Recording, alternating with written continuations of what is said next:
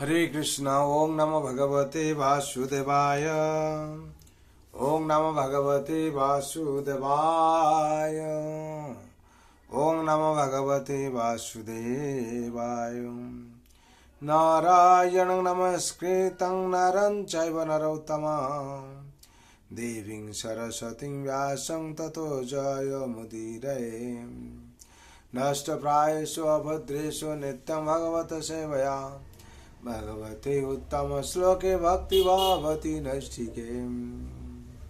वाञ्छाकल्पतरुभ्यश्च कृपा सिन्धुभ्येव च पतितानां पावनेभ्यो वैष्णवेभ्यो नमो नमः।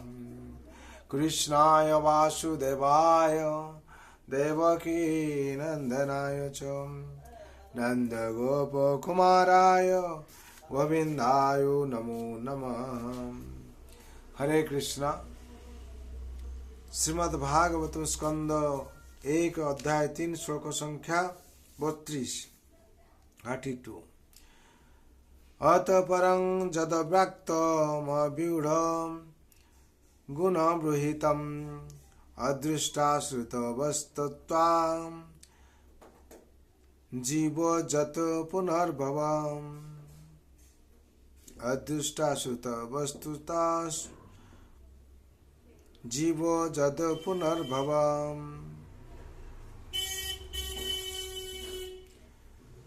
শব্দের বলা আছে অত এই পরম ঊর্ধ্বে যত যা অব্যক্তম অপ্রকাশিত অব্যূঢ় প্রণীতপত পরিণত রূপবিহীন গুণবৃহিতম গুণের দ্বারা প্রভাবিত অদৃষ্ট যা দেখা যায় না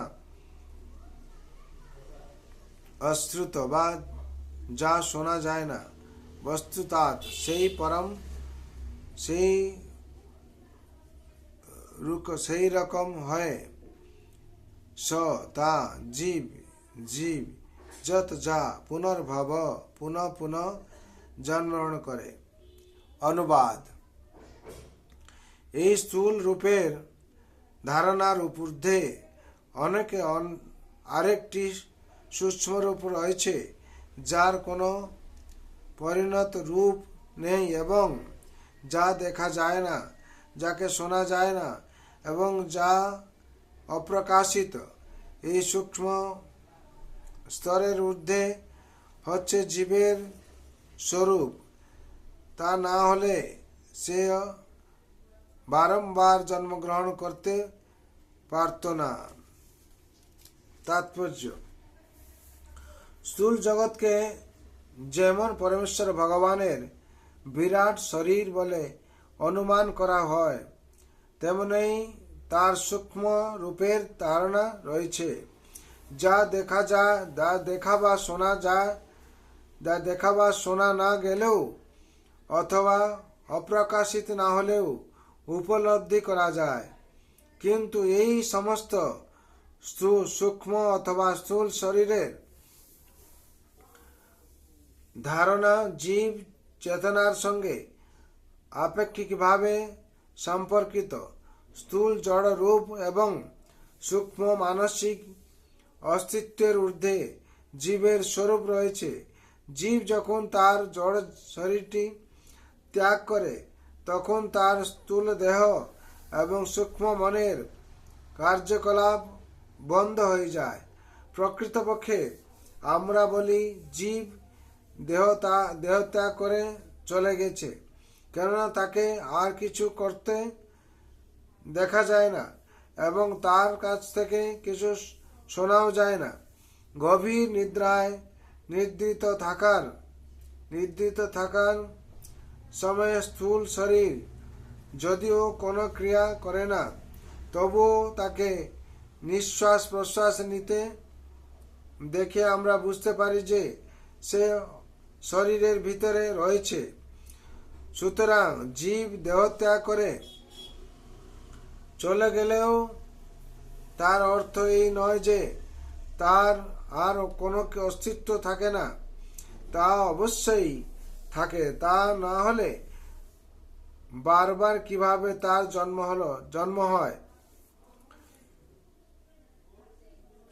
তা অবশ্যই থাকে, তা নহলে তা বারবার কিভাবে তার জন্ম হয়। এর থেকে আমরা সিদ্ধান্ত আসতে পারি যে ভগবান চিন্ময় রূপে নিত্য বিরাজমান।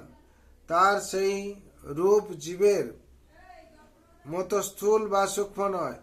জীবের স্থূল এবং সূক্ষ্ম রূপের সঙ্গে তার কোনো তুলনা চলে না। ভগবানের রূপ সম্পর্কে সেই সমস্ত ধারণা কাল্পনিক। জীবের নিত্য চিন্ময় রূপ রয়েছে যা কেবল জড়জগতের কলুষের দ্বারা প্রভাবিত হতে পারে। হরি বল। এখানে বিশেষ করে আমরা এই 32 নম্বর শ্লোকের তাৎপর্য সম্পূর্ণ হলো।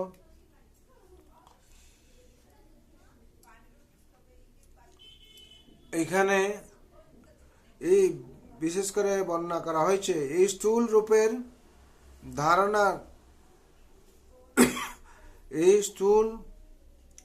ধারণার ঊর্ধ্বে আর একটি সূক্ষ্ম রূপ রয়েছে যার কোনো পরিণত রূপ নেই এবং যা দেখা যায় না, যাকে শোনা যায় না এবং যা অপ্রকাশিত। এই সূক্ষ্ম স্তরের ঊর্ধ্বে হচ্ছে জীবের স্বরূপ।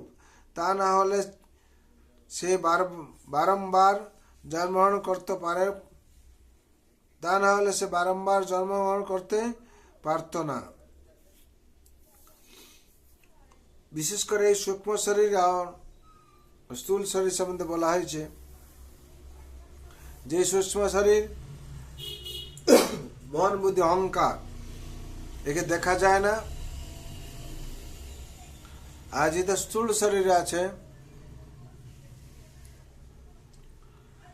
তাকে আমরা দেখতে পাই। স্থূল জড় রূপ এবং সূক্ষ্ম মানসিক অস্তিত্বের ঊর্ধ্বে জীবের স্বরূপ রয়েছে। জীব যখন তার জড় শরীরটি ত্যাগ করে তখন তার স্থূল দেহ এবং সূক্ষ্ম দেহ মনের কার্যকলাপ বন্ধ হয়ে যায়। প্রকৃতপক্ষে আমরা বলি জীব দেহত্যাগ করে চলে গেছে, কেননা তাকে আর কিছু করতে দেখা যায় না এবং তার কাছ থেকে কিছু শোনাও যায় না।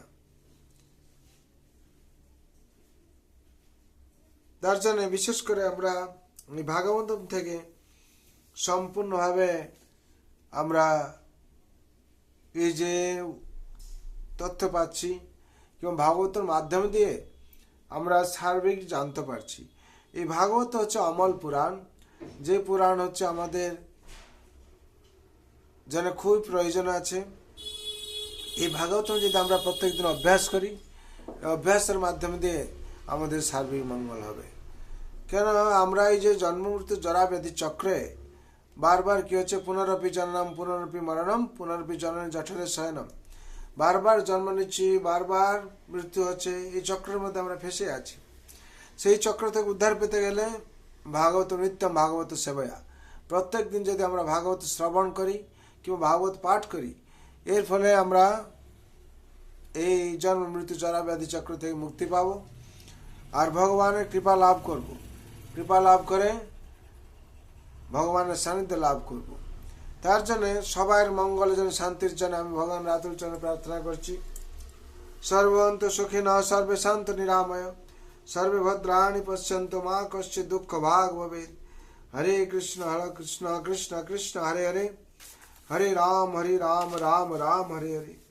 जय राम महाप्रभु की जय। जय जगत गुरु शिल प्रभुपाद की जय। श्री गुरु महाराज की जय। श्रीमद् भगवद गीता यथार्थ की जय। श्रीमद् भागवत महापुराण की जय। अनंत कोटि वैष्णव भक्त वृंद की जय। उपस्थित भक्त वृंद की जय। प्रेम से को श्री कृष्ण चैतन्य प्रभु नित्यानंद श्री अद्वैत गदाधर शिवासादि गौर भक्तवृंद की जय। हरे कृष्ण कृष्ण कृष्ण हरे हरे, हरे राम राम राम हरे हरे। इति षोडशकं नामं कलिकल्मषनाशनं না তো পরোত্তর উপায় সর্ববেদ শুদ্ধিষ্যতে। সব বেদে সব শাস্ত্রে একটাই কথা, হরি নাম হরি নাম হরি নামৈব কেবলম কলৌ নাস্তেব নাস্তেব নাস্তেব গতির অন্যথা। এছাড়া কোনো গতি নেই, গতি নেই, গতি নেই। তার জন্য আমাদের এই হরিনাম করতে হবে। এই নামের মাধ্যম দিয়ে আমাদের সার্বিক মঙ্গল হবে। তার জন্য বলা আছে নাম সাধনের সর্বসিদ্ধি খণ্ডই রোগ শোক ব্যাধি। রোগ শোক ব্যাধি সমস্ত কিছু খণ্ডন হবে যদি আমরা হরিনাম ধ্যানপূর্বক করি। হরি बोल। निताय गौर प्रेमानंदे हरि हरि बोल।